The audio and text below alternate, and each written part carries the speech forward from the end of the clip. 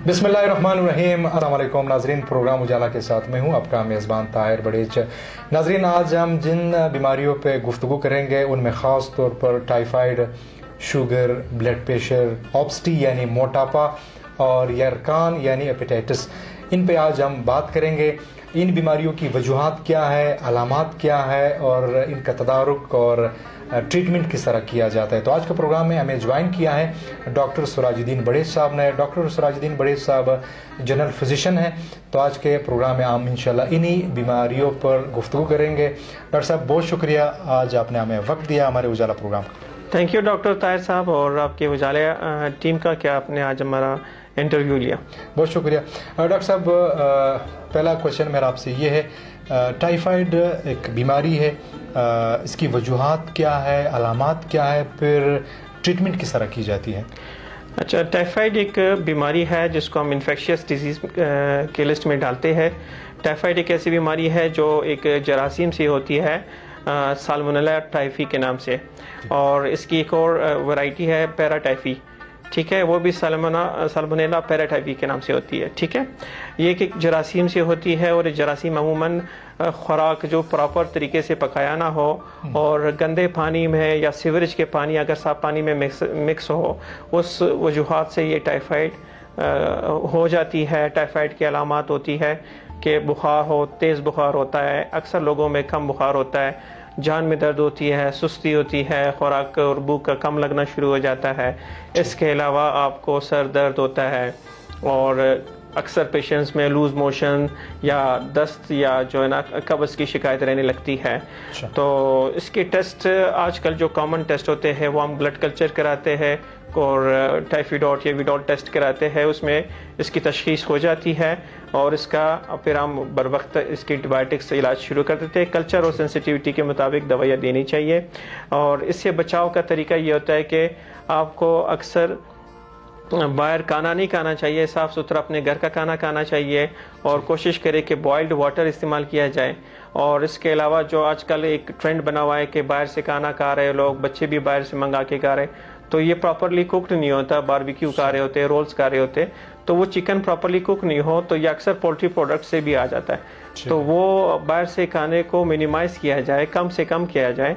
और इसके अलावा इसकी वैक्सीनेशन होती है जो कि अवेलेबल है कि एवरी 3 इयर्स अगर आप वैक्सीनेशन कराते हैं तो चांसेस ऑफ टाइफाइड आपको कम हो जाते हैं। अच्छा, बच सकते हैं बंदा। जी। अच्छा डॉक्टर साहब, नेक्स्ट क्वेश्चन की तरफ आता हूँ। शुगर की क्या वजूहात हो सकती है, इसकी अलामात क्या है और ट्रीटमेंट फिर किस तरह की जाती है? अच्छा डॉक्टर ताहिर साहब, शुगर की बेसिकली वजूहात मल्टीफैक्टोरियल डिजीज़ है, यानी इसकी वजूहात बहुत सारी वजूहात होती है, ठीक है ना।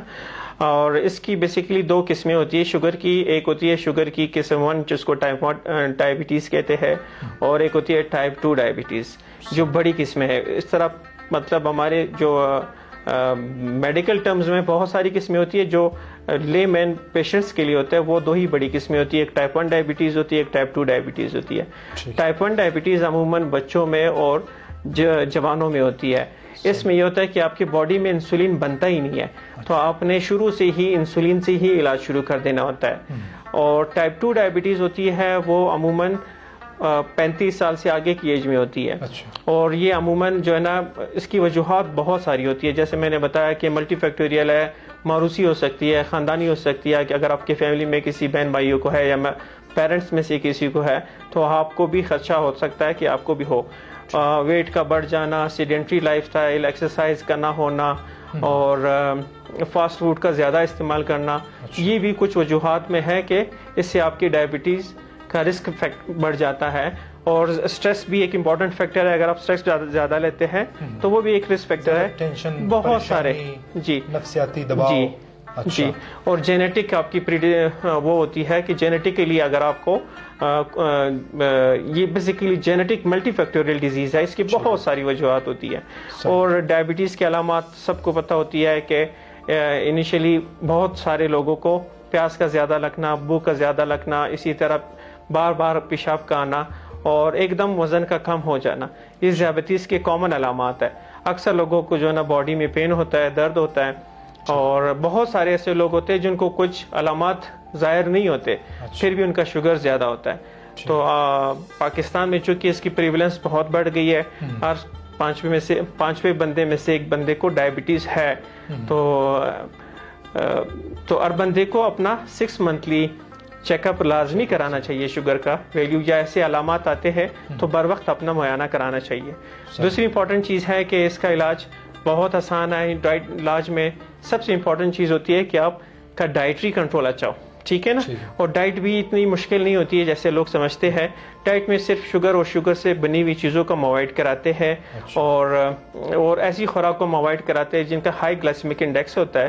اور اس کے علاوہ کچھ ہم دوائیاں دیتے ہیں, اورل ٹریٹمنٹس بھی ہے, پھر انسولین ٹریٹمنٹس ہے. وہ ڈپینڈ کرتا ہے کہ شوگر کا کنٹرول کیسا ہے اور اس کے علاوہ اس کے ساتھ اور کو ماربٹس کیا ہے, یعنی اور کوئی بیماریاں ساتھ میں تو نہیں ہے. پیشنٹ کی ایج کیا ہے, ڈائبٹیز کے ٹائپ 1 ہے 2 ہے, کتنے عرصے سے ڈائبٹیز ہے, تو وہ سارا ڈپینڈ کرتا ہے.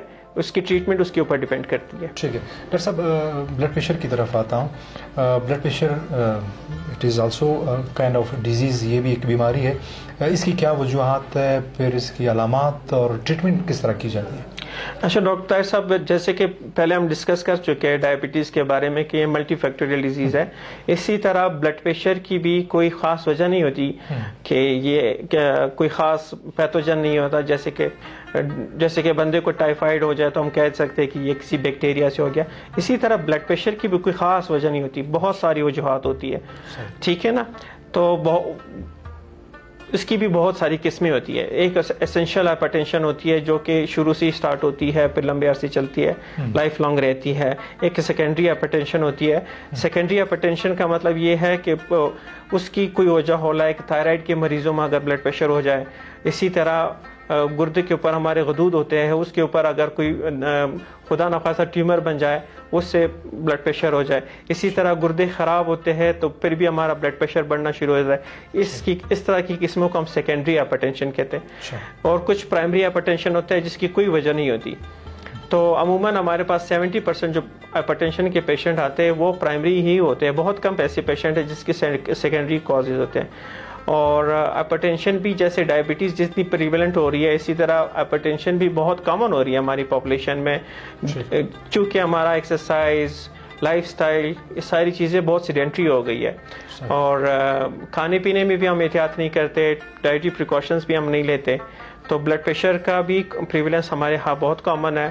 دوسرا اس میں بھی ڈائٹری, اس کی ٹریٹمنٹ بھی ڈائٹری پریکاشنز بہت امپورٹنٹ ہوتی ہے کہ اس میں آپ نے زیادہ آئلی, فیٹی میلز اور سالٹ کا انٹیک کم کرنا ہوتا ہے. اور ٹریٹمنٹ آپ نے باقاعدہ لینی ہوتی ہے اور اپنے ڈاکٹر سے ریگولر چیک اپ کرانا ہوتا ہے تاکہ آپ کو بلڈ پریشر کی وجہ سے نہ آپ کے ہارٹ پہ, نہ آپ کی نظر پہ, نہ آپ کے گردوں پہ, نہ آپ کے دماغ پہ کوئی اس کا پرابلم ہو, اثر نہ پڑے. ٹھیک ہے ڈاکٹر صاحب, اب آتے ہیں ہیپیٹائٹس کی طرف. یرکان اور خاص طور پر ہیپیٹائٹس بی یعنی کالا یرکان جسے ہم کہتے ہیں, اس کی کیا وجوہات ہوتی ہے اور اس کی پھر ٹریٹمنٹ اور تدارک یہ پھر کس طرح کیا جاتا ہے؟ اچھا ڈاکٹر صاحب, یرکان کی بہت ساری قسمیں ہوتی ہیں جو یہاں پر کامن ہوتی ہے. ایک تو ہم جسے کامنلی کہتے ہیں وائرل ہیپیٹائٹس, ٹھیک ہے.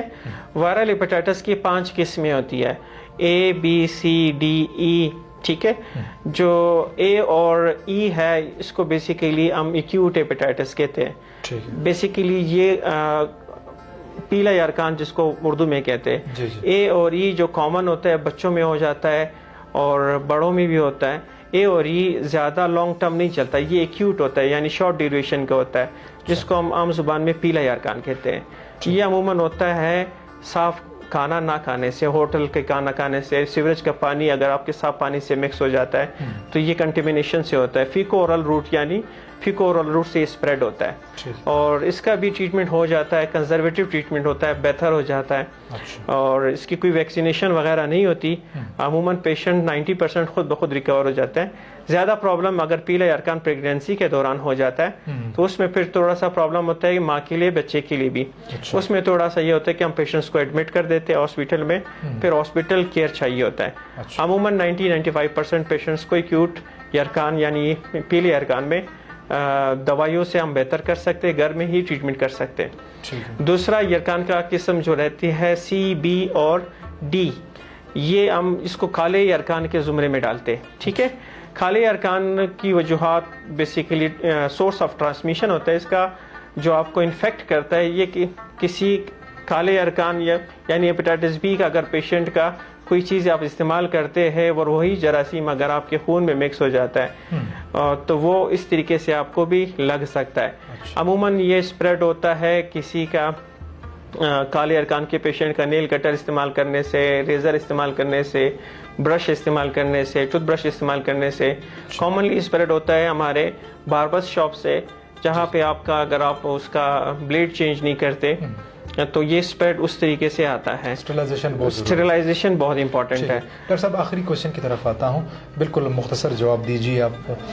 موٹاپا, اوبسٹی اپنے ساتھ کون کون سی بیماری لے آتا ہے اور کس طرح موٹاپے کو ختم کر سکتے ہیں؟ اچھا, موٹاپا بذات خود ایک بیماری ہے جو آج کل ماڈرن ورلڈ میں باقی بیماریوں کو کراس کر چکا ہے, ٹھیک ہے نا, اور ماڈرن ایرا میں اس کو بیماریوں کی ماں کہتی ہے کہ مطلب ہر بیماری کی ماں ایک اس کو موبیسٹی جو ہے قرار دیا جاتا ہے. اس کی ریزن یہ ہے کیونکہ بہت ساری بیماریاں آپ کی اوبیسٹی سے اوریجن کرتی ہے. یعنی دوسری یہ ہے کہ بہت ساری بیماریوں کو اوبیسٹی سے مسئلے مسائل بڑھ جاتے ہیں, ٹھیک ہے. تو اوبیسٹی کی کچھ وجوہات یہ ہوتی ہے کہ ایک تو آپ کی اوبیسٹی فیمیلیل ہوتی ہے کہ آپ کی موروثی اوبیسٹی ہے, فیمیلیل ہے, آپ کی میٹابولزم ریٹ کم ہے اور آپ کا ایکسٹرا چربی جم رہی ہوتی ہے, باڈی میں جمع ہو رہی ہوتی ہے, ڈائٹ آپ کا اتنا زیادہ نہیں ہوتا پھر بھی آپ کا ویٹ گین رہا ہوتا ہے. وہ میٹابولک ڈس آرڈرز ہوتے ہیں. تو ایک تو یہ وجوہات ہوتی ہے. دوسری وجوہات ہوتی ہے کہ آپ کھانا بھی زیادہ کھا رہے ہوتے ہو, اس کو استعمال بھی نہیں کر رہے ہوتے, ایکسرسائز نہیں ہے, آپ کا فاسٹ فوڈ انٹیک زیادہ ہے, زیادہ کاربوہائیڈریٹس انٹیک زیادہ ہے, یا شوگر والے فوڈز یعنی چینے کا استعمال بہت زیادہ کرتے, تو اس سے آپ کا ویٹ دن بدن بڑھتا جائے گا. تو ویٹ کا بڑھنے سے بہت ساری بیماریاں کو سٹارٹ ہونے کا خدشہ ہوتا ہے. لائک ویٹ کے بڑھنے سے آپ کو بلڈ پریشر ہونے کے چانسز بڑھ جاتے, اور اگر بلڈ پریشر ہے تو اس کے کنٹرول کرنے میں پرابلم ہوتی ہے. اسی طرح اگر ویٹ بڑھتا ہے تو آپ کو شوگر ہونے کا خدشہ ہو سکتا ہے, اور اگر آپ کا ویٹ بڑھا ہے تو شوگر کنٹرول کرنے میں پرابلم ہوتی ہے. اسی طریقے سے ویٹ زیادہ ہونے سے آپ کو جوڑوں کی پرابلم, کمر کا پرابلم, آسٹیوآرتھرائٹس ہونے کا بہت زیادہ خدشہ ہوتا ہے, اور ہوتا بھی ہے. اسی طرح ویٹ زیادہ ہونے سے بہت سارے کینسرز ہونے کا خدشہ ہوتا ہے, کہ اس میں scientific evidence based research based میں بات کروں کہ جو اوبیز پیشنٹس ہوتے ہیں اس میں آنت کے کینسر کا خدشہ زیادہ ہوتا ہے. ٹھیک ہے ڈاکٹر صاحب, بہت شکریہ. اجالا تھینک یو ڈاکٹر طاہر صاحب, انشاءاللہ بڑی مہربانی. جی ناظرین, تو اس امید کے ساتھ کہ آج کا پروگرام آپ سب کو پسند آیا ہوگا. آج کے پروگرام میں ہمارے ساتھ یہاں پہ تشریف فرمائے محترم ڈاکٹر سراج الدین بڑیچ صاحب, جنرل فزیشین. بڑی خوبصورت باتیں ڈاکٹر صاحب نے کی. اللہ کرے کہ ان تمام باتوں پہ آپ سب عمل کریں اور اپنے آپ کو ان بیماریوں سے دور رکھ سکے. تو اجالا پروگرام سے طاہر بڑیچ کو اجازت دیجیے. نیکسٹ پروگرام تک اللہ نگہبان.